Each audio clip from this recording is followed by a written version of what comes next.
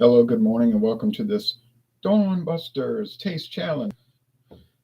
But at this time of the year, it's really daylight savings time is really more just like an overnight because it's not going to be.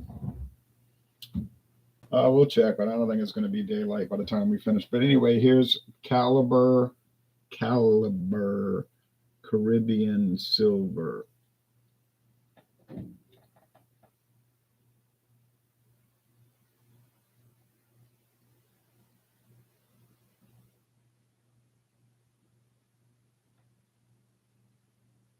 And if it'll focus, you will see a barrel.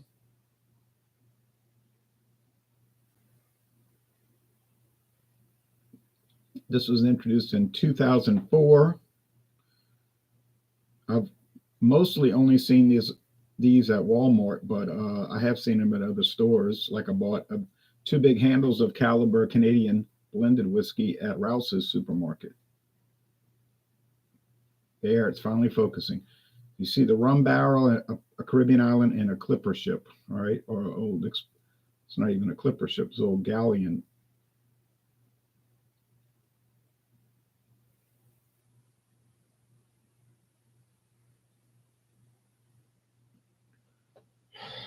So there you go. Very inexpensive, $10.98 for this handle. Can you get cheaper liquor than that? Yes. I saw a handle of liquor at International Market on Saturday for $7.99. Can you believe it? Here is the competitor. This is the one that's going up against everything this week and next week. This is Boquerón Caribbean Silver Rum. There, it focused. It's in this nice bulb-shaped bottle. It's got rope, real hemp rope tied very tightly around the neck, and there's a little piece showing where it's tucked in. Wooden cap, neoprene stopper. All right, $6.99 for this bottle. Might have been $7.99. Let's see. I bought the gold and the silver. One was $6.99 and one was $7.99. But I keep. I'm not able to remember which was which. But that was the total I paid. $6.99 and then $7.99 and the two together. All right. So $14.98 for the total two bottles. $10.96 for this handle, which is 1,750 milliliters. Got to make sure I had the right labels. 1,750 milliliters. So it's actually, I got this, which is more than two of those bottles put together, but I got it for $4 less. So $4 less. I think it was $10.96. So I got it $4.02. The price is going up 2 pennies. All right. But the question is it any better? Oh, I don't guess it is.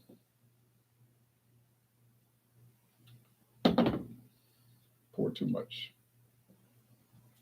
Keep pouring too much. Not wait. Yeah.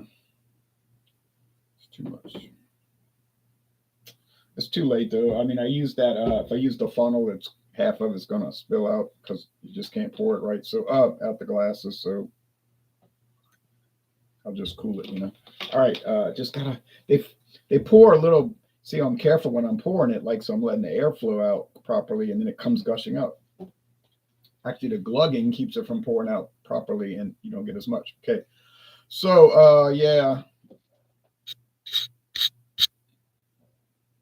I can sip on it later. Okay, here's the lighting.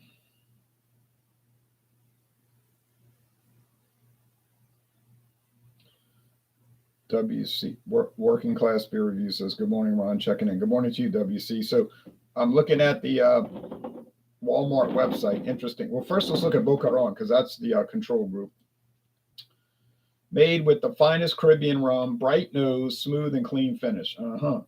Uh, Now you telling me this is made with the finest Caribbean rum, yet it was $6.99 for the bottle. Something about that doesn't add up, but that's what they're saying, and I didn't write the website. Okay, here's the Walmart website. Caliber Caribbean Silver Rum.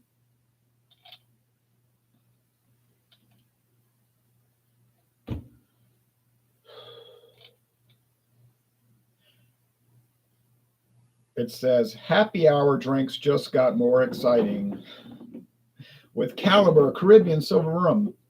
Silver rum. This rum is crafted in the Caribbean islands with passion and excellence for a taste you'll love.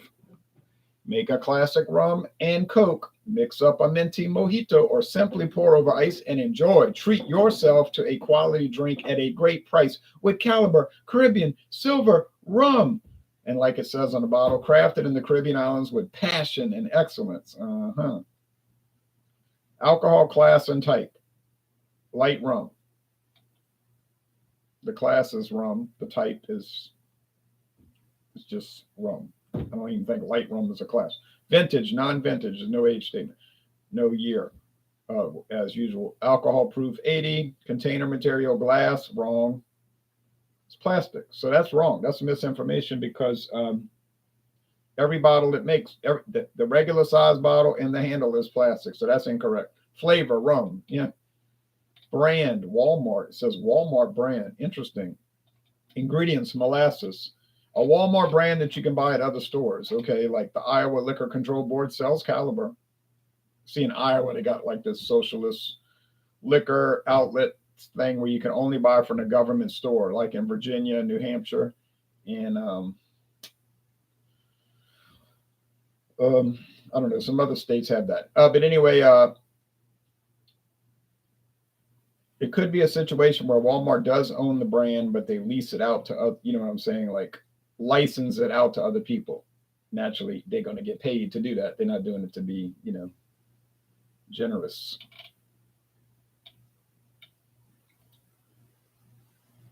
I'm going to check another rum. Let's see. We'll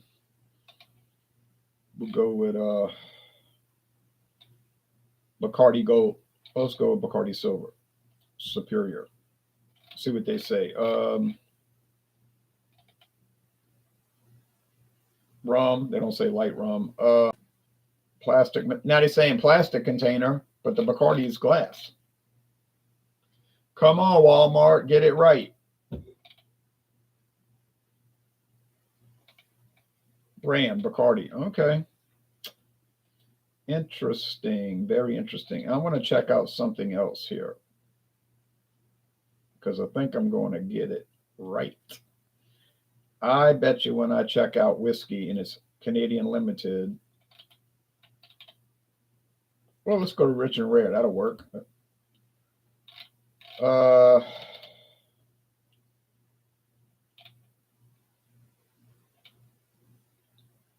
Brand, Rich and Rare. See, so that's not even consistent. The brand, Rich and Rare. Okay. But it's Sazerac. Okay. Brand, Canadian Limited. Okay, well, all right. So, yeah. Guess the U.S. trademark office is correct. It is a Sazerac brand. I mean, it is a Walmart brand produced by Sazerac. Yeah. Some jive turkey must have written those descriptions. You know where they're probably getting that from? I seriously doubt a Walmart person is sitting down at their corporate office writing this stuff up.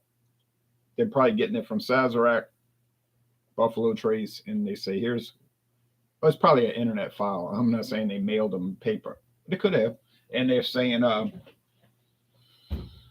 here's your sell sheet. They call that a sell sheet. Like, I've seen distributors give those to people. Like, they're trying to get the store to order it. They'd be like, oh man, this bourbon is really good. It's fantastic. Well, they're going to always say that because they're trying to sell it. So they say, here's a sell sheet. And the manager or the owner of the store could look at it. And it has, description. Oh,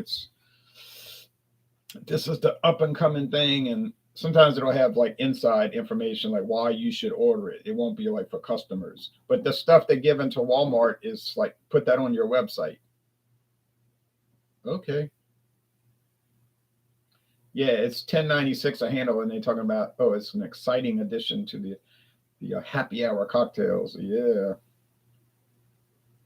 Okay. This smells grassy and sugary, but mostly grassy, right? Sugarcane is a grass. And they make fishing poles out of sugar cane. Well, not with the reel, just the it's a cast pole.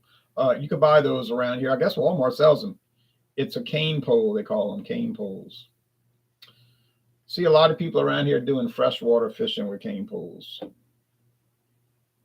and you just got to pull it up. You can't reel it in. But apparently they're very. We used to have some. You could catch a lot of fish with those things, and up until a few years ago, you could fish without a license, with a cane pole.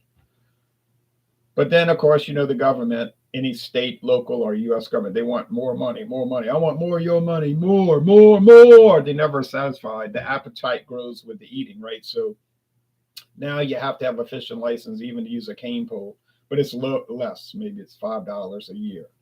But that's how they are.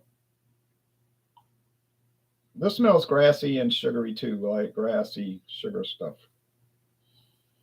Yeah, so aroma is a wash. The appearance is a wash. So they clear, they're both cheap, and they both have a grass aroma. All right. They don't waste any part of the sugar cane either. When they press all the juice out, they sell the stalks to construction companies. That's right. They break it all down into like a, well, like a pile of broken down sugar cane, right? Just like, like grass clippings, like when you cut the grass and they got the clippings and you rake them up and it's a pile of grass. Well, that's what they do with the sugar cane. But they process it into particle board, like to make siding for houses. Oh, yeah, true story. They got houses all over this town with sugarcane refuse siding. You wouldn't think it would hold up, huh? But it's pretty resilient. I mean, better than wasting it. Okay. Taste time, cheers. We got a lot of sugarcane plantations around here, like to the west, to the east along US Highway 61. If you go to the west bank of this parish, almost the whole west bank is sugarcane fields. Be one big house and then a big barn behind it, with all the equipment. And then they have employees just out there cutting it, or however, they set fires in the fall. They'll set fires inside the cane field. Let it burn uncontrolled, but it doesn't matter. It doesn't burn the sugar cane, just burns all the weeds. You see big clouds of white smoke because they're trying to help the environment. There's a few people that live on the West Bank, but it's small, very tiny towns, and it's remote. The ferry is no longer there. They discontinued the ferry, so you got to go way around to cross the bridges, north, upriver or downriver. And it's just very small towns, like, the biggest town over there would be like, what is it, 2,000 people? I don't even know if it's that many. They have a high school, but it's a 1A high school. 1A is like the lowest A school, only a few hundred students. And it goes from 8th grade up to 12th. The graduating class would be small, and the elementary is small. And now they have smaller schools in Louisiana. They have Class B and Class C. Class B is really tiny, and Class C is very, very, very extremely tiny. Like Grand Isle High School, I think, has 11 students, 20 students sometimes.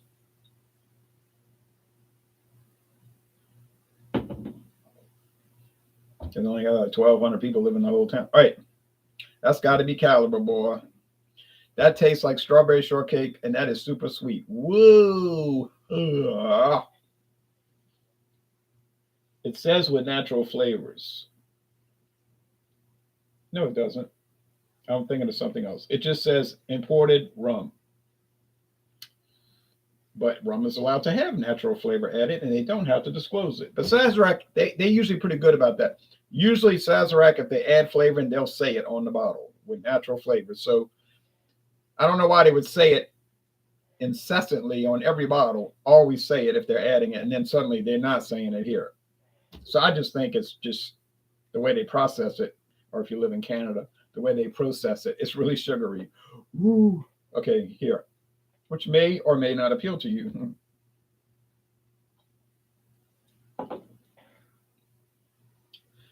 No, retraction. This is really sugary, but this is the one from Iron Horse. This is the Boquerón, the anchovy. That's what Boquerón means. There's something to do with Puerto Rico. It's really nothing to do with anchovies. All right, that's the Boquerón, and that's the caliber. Oh, no, I remember now. Oh, yeah, yeah.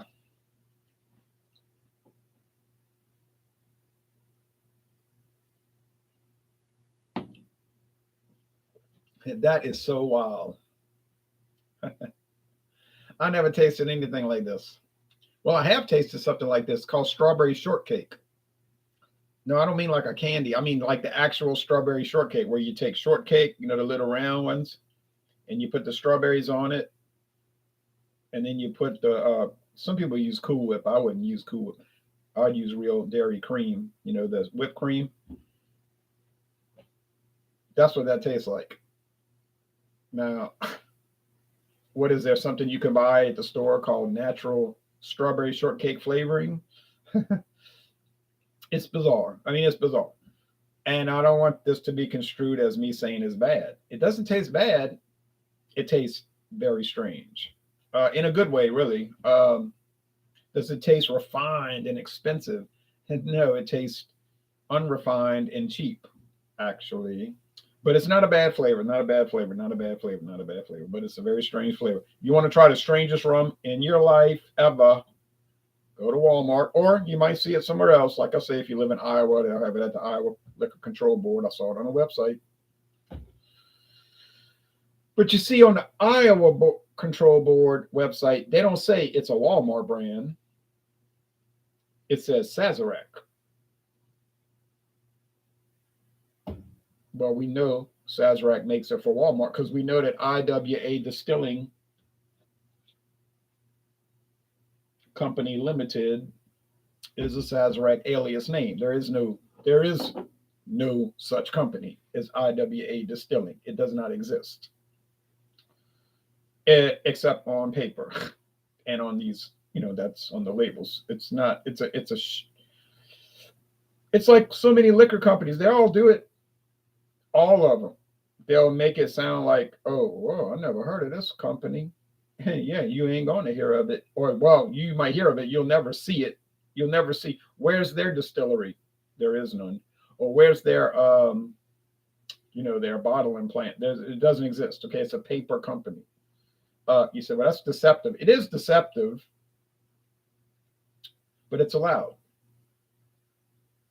As long as you have it registered with the U.S. government, appropriate agencies, bureaus as a alias name, what they call it, an assumed name, you're allowed to do. And I was reading the entire list of all the Sazerac Buffalo Trace names.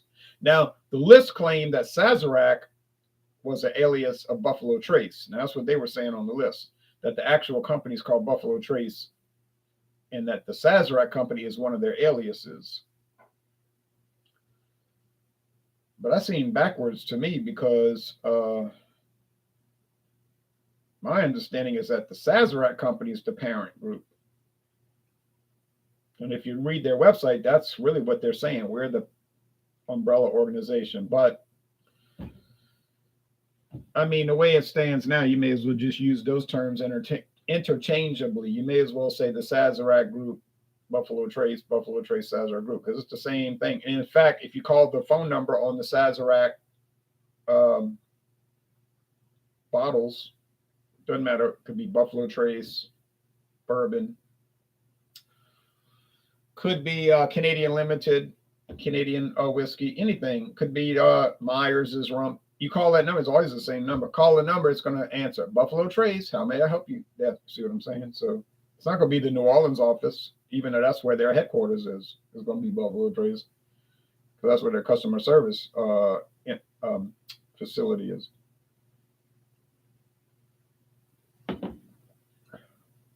All right, Boquerón. It is pleasant. I gotta give them credit. It's sweet. So if you say, well, I gotta have dry rum, I can't deal with that sweet stuff, that sugary stuff. Yeah, I wouldn't buy it. I would avoid it because you're not gonna like it. Now, if you say, oh yeah, I'm into the sweet rum. I like the sugary sweet rum. That's my jam. I love sweet stuff. I'm always eating sugar stuff. Sometimes I feel like I'm having an attack in the evening. I feel weak in my handshake, but I don't know why. But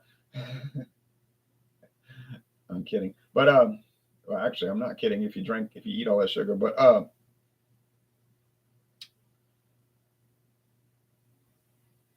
if you do like sugary stuff, like I'm saying, yeah, this will work. It's personal preference, but it seems quality, just seems unusually low. But I don't know what kind of Rouse's gets deals. They like a lot of these stores around here in Louisiana. They get some deals. We got the deal, They pass it on to us.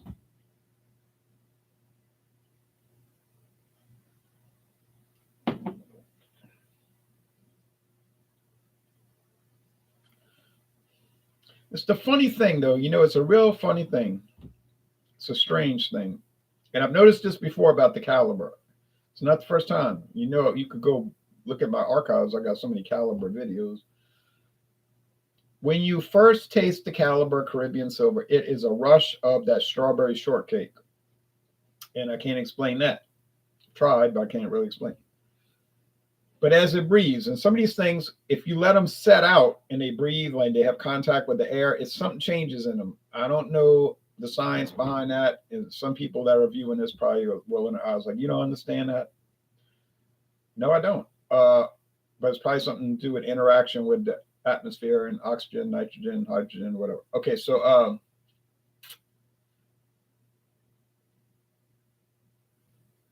that will dissipate. It happens with beer. Like if you get a beer and it's skunked, as they call it, skunked, because it smells like old skunk or must, horrible smell from the light interacting with the hop oils, and it makes it, well, I guess, turn nasty, skunked. They call it like spoiled in a sense. Won't make you sick or anything. But a guy from England, Stuart Pickard, he doesn't do videos anymore. Maybe one a year or something, because I'm subscribed. I never see the videos.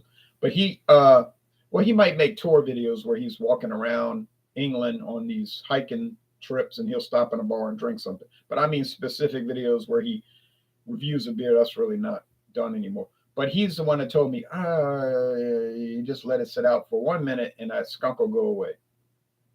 I never heard anybody say that before. So I tried it. I poured beers in the clear glass or the green. They usually don't protect the beer from the light. Poured them out. Skunk. Oh, that's really strong. Now leave them out for 1 minute. Look at the clock. Smell. It's gone. He's right. It happens every time. The skunk dissipates. It's like it whiffs away in the air. That is taste.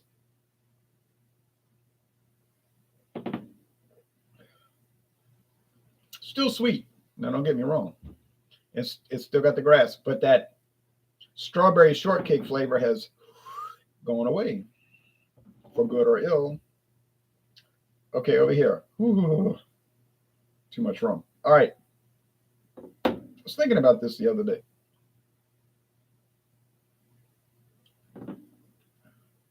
So I'm gonna give a slight edge. I'm gonna tell you what I was saying. I'm gonna give a slight edge to the Boquerón. It's a little bit more per ounce, but we talk about pennies on the dollar. But it is a little bit more per ounce. So I'll give the win to Boquerón. But it isn't much of a win, but it's a win, So there it is with the glare interrupting my bottle. Now let's see if daylight has arrived. Open up the blinds. James P. Madonna, he's right. You go to Walmart and buy these blackout curtains, put them on all your windows where the light hits, and it'll, oh yeah, there's daylight. Oh yeah. Hey, here comes daylight. It is Dawn Busters. It is still Dawn Busters. It's becoming daylight.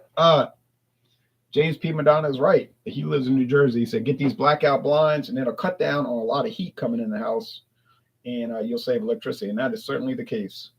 You say, but I got to pay for the blind. You got to pay for the blinds. They cheap though. They're not really expensive. I put them in 3 different rooms. Four different rooms. Oh, you'll get that money back in half a year or more or less. Actually, 6 months or less.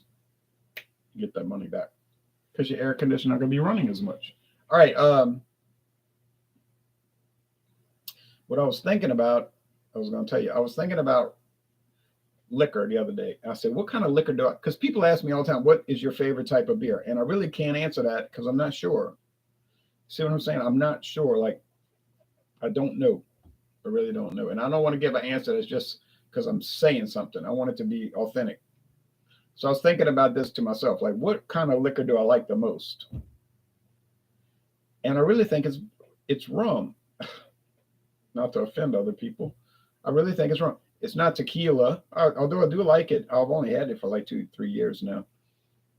I do like tequila. Mezcal, well, that's okay. I like the smokiness. And that's not the part of it. The smokiness is fine. I don't mind that. I like smokiness. It's just, I don't know. Some of these mezcals, they don't really seem like they taste that good, but don't repeat that because some people will fly off the handle. They're so dedicated to the fastest growing type of liquor in America. You know, can't say it. I mean, don't dare express your opinion. But yeah, mezcal is fine, I guess. Rye whiskey, I like it. Bourbon, I like bourbon. I better like it. I got too much. It's insanity. American blended whiskey, some of them are good. Some are kind of like obviously bad, but or definitely, I can't say bad, but definitely not seekable. Like you want to go seek them out. But Seagram 7, yeah, it's good.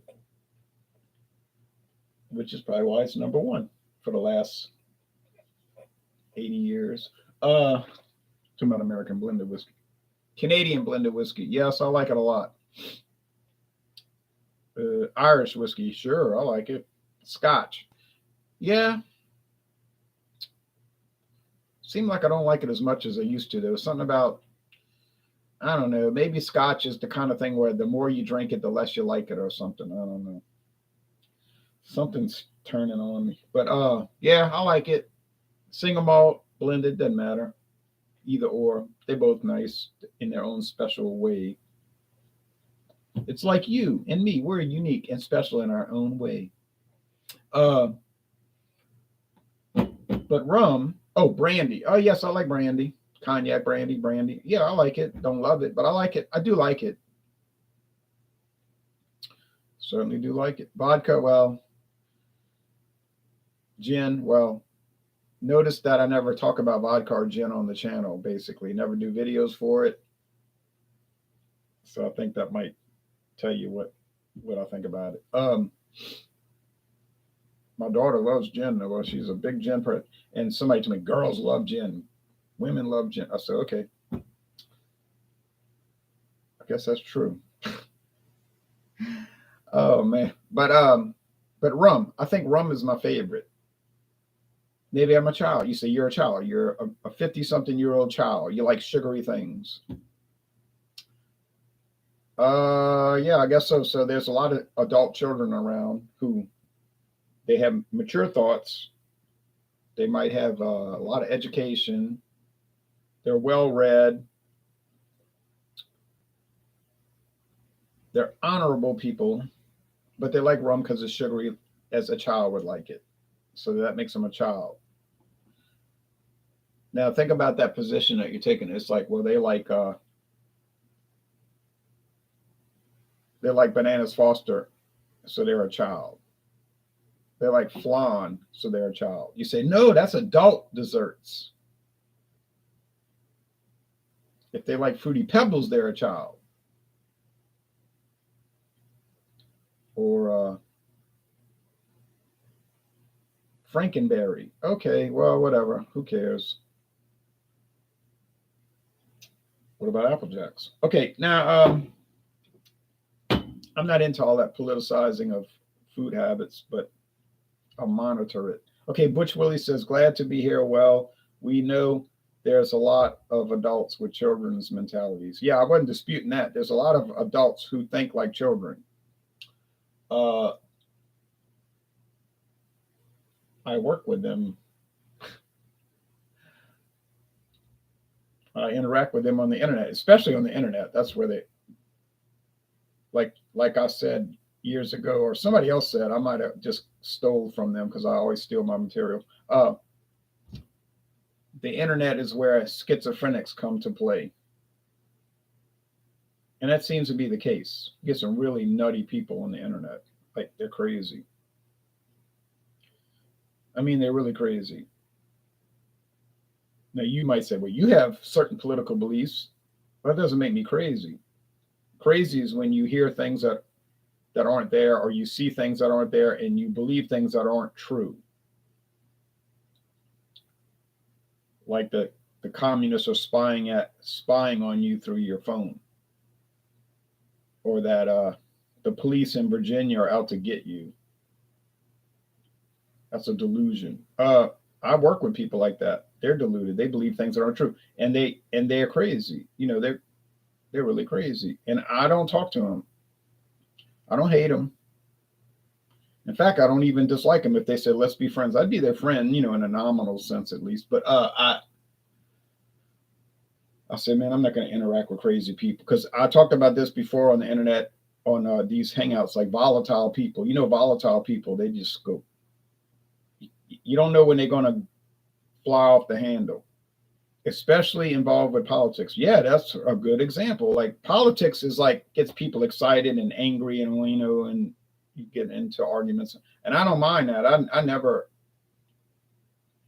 Somebody was telling me, how when you get upset talking about politics, I said I never get upset. Never get upset. Never back down either. But I never get upset because I know I'm going to win. We're going to win, and I know I'm right. So when you're confident and you can back it up, I can back it up. It's not just like, I don't get on there talking about, well, people disagree about things. I guess we just gotta agree to disagree. I never say that. And I never disparage other people either. I never say, well, you're just stupid. You're a communist. I mean, they usually are, but I mean, I don't say those things, or you're dumb. I just say, look, I'm going to show you why I'm correct. Let's look at World War II and let's go through it. So I'll say, look, in 1939, and I like to talk about it in a logical sense, in a logical manner, in a very calm, deliberate manner. Now, a lot of people, like I said, who are volatile or crazy or both, usually both, they can't discuss these things because they're out of control. And it's like religion too. I'll talk to people, they'll say, well, I'm Baptist and I love Jesus and we believe in the whole gospel, unlike you Catholics. And I say, well, that's an interesting statement, because I used to be Baptist and I converted to Catholic. And they'd be shocked, stunned. And they'll say, oh, well, when were you saved? I say, well, look, instead of being all like histrionic and wound up, like a top, like I pull you and you just spin. I say, I like to talk about these things, and I love to talk about the Bible. And I probably read the Bible more than any of these people I'm talking to. They'll talk about the Bible, the Bible. We're talking about the Bible. I'm like, yeah, but you got to remember, I've read a chapter a day in the Bible every day since 1989. Every day, every single day, a chapter a day. And then I know they haven't done that. See, so I'm not coming at them. I'm dealing with them from a point of advantage. I'm at an advantage, but I won't come at them hard. I'll just be like, I'll let them talk. I'll be like listening to them.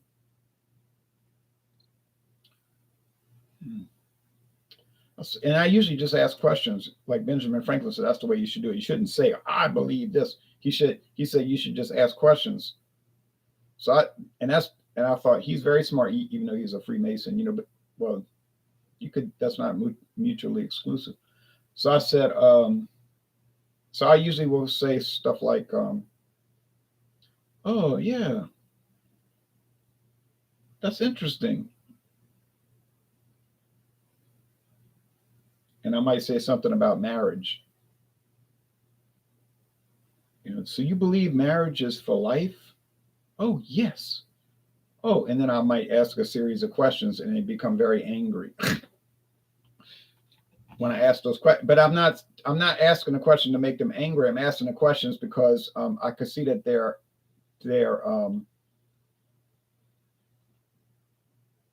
premise is incorrect. And we know logically when you start with a bad premise, the outcome will always be incorrect. So they'll start with a bad premise, and then we could develop it from there, and then it leads to, and sometimes they get very angry. But it's not about making people angry. It's like, well, let's walk together like on the road to Emmaus, right? And let's kind of like discuss things, and it could bring us to the truth. Because like I found this pearl of great price, so then I could share it with you. And if you're not so wound up, you could learn from that. Okay, anyway, so the cut and dry is that I think the Boquerón is a little better, but I'm not going to say it's way better. So it's like a trade off. And in this case, why even make a trade off? Just buy both. I mean, we're talking about what would be the total price? Let's see, 7 and 11, 18. Could buy all of this, and it's going to last forever unless you're like a real dedicated, fill in the blank word. Ends with ick. Uh, $18, less than $18 plus tax, and that's a deal. Like the Who said, that's a bargain. The best I've ever had. All right, thanks for watching, and see you Wednesday for another taste challenge.